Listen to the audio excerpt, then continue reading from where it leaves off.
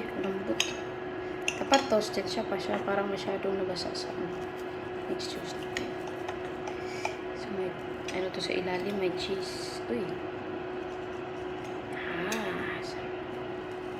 Kita nyo naman, may cheese sa ilalim, di ba?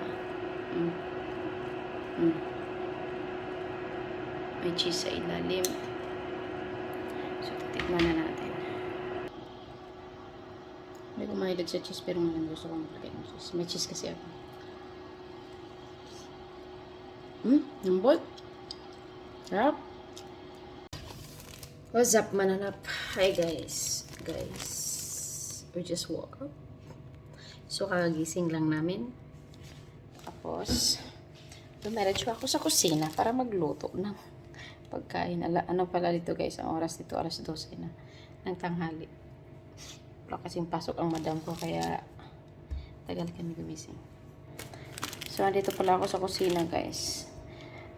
Kanina pagising ko, sabi ko, ay, gusto kong kumain ng French toast. So, magluluto tayo magagawa tayo ng French toast.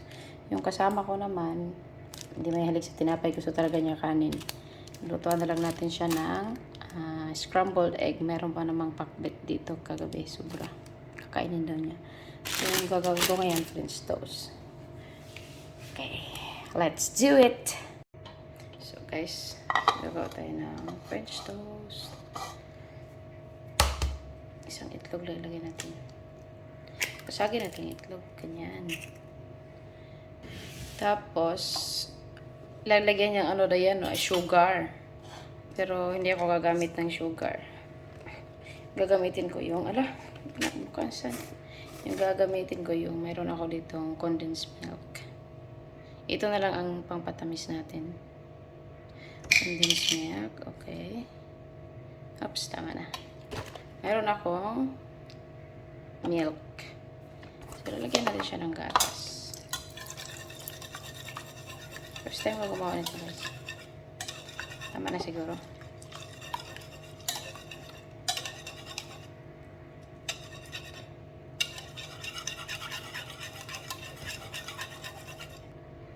So, ito na siya, guys. Yung iba, nilalagyan niya nila ng powdered cinnamon. Pero wala akong cinnamon. So, kung ano lang ang meron nito, yun lang ilalagay natin. Kung wala ka namang condensed milk, pwede mo lagyan ng sugar na lang. Asukar. So, ngayon, lagyan na natin ang bread. So, ito na siya, guys. Ito yung bread natin. Brown bread pala yung gamit ko. Yung iba, tinatanggalan nito sa gilid. Pero ako, okay, nakakainin natin yung lahat. So, i-dip mo lang siya yung ganyan. Parang ayaw ko siyang lagyan sa gitna ng ng yung sweetened. Yung mix natin. Kasi pag i-cover ko kasi siya. So, lalagyan ko na lang yan sa gitna. Ng cheese. Kung wala ka namang cheese, okay lang naman. Optional lang yan. Ako gusto ko yung cheese. Ako lang naman nakakain ito. Cheese. Dalawang cheese yan, guys. Charan. Tapos, i-cover natin tong isa. Ganyan. Tapos, ibaliktad.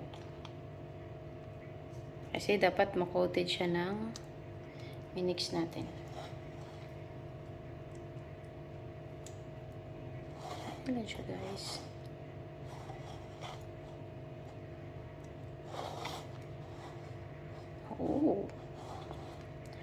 Lali. Ganyan. So, after nito, iprito na natin siya. Okay? So, okay na yan siya, guys. Painit lang natin kawali.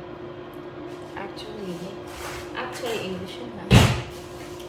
Guys, yung ginagamit talaga, guys, yung maggawa ng French toast, ay nilalagay nila ay butter. May butter ako, pero hindi ko siya gagamitin. Kasi ang butter parang masyadong maraming fat. So, mag-oil na lang tayo. Siguro, mas konti-konti siguro ang fat ng oil. Or, hindi ko alam. Basta gusto ko lang ang oil. Ayaw ko yung butter. And guys, higit na siya, guys. So, lalagyan natin ng oil. Yung gumamit ng butter sa oil, lalagyan natin. test daw kung mainit na guys pag magbubula na yung stick. Bubula na siya konti, tama na to. So, ilagay na natin yung ano natin, tinapay natin. Ay, bilat siya. Okay. So, ito yung tinapay natin. Ito na, ilagay na natin siya. Ay. Na. So, nakakaya dyan siya. Ay, parang masyadong maraming mantika. Tapos, balik ka rin natin. Wala, hirap naman. Baliktad. Aray. Yan. Parang tumaba yung bread ko. Baliktad rin natin guys. Pagka butter ang ginamit nyo guys, ang bilis niya itong iitim ang tinapay kasi ang butter pa mainitan. Mabilis siya nakakasunog. So guys, ito na siya guys. Pero ang gilid, gusto ko mag-brown din ang gilid. Ay, nasunog na ata guys. Ayan natin ang gilid.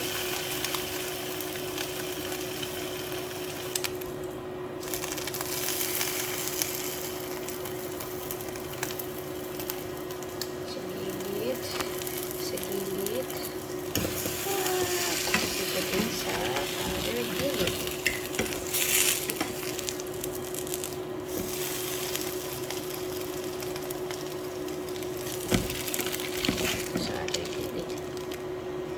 Tama na siguro ito.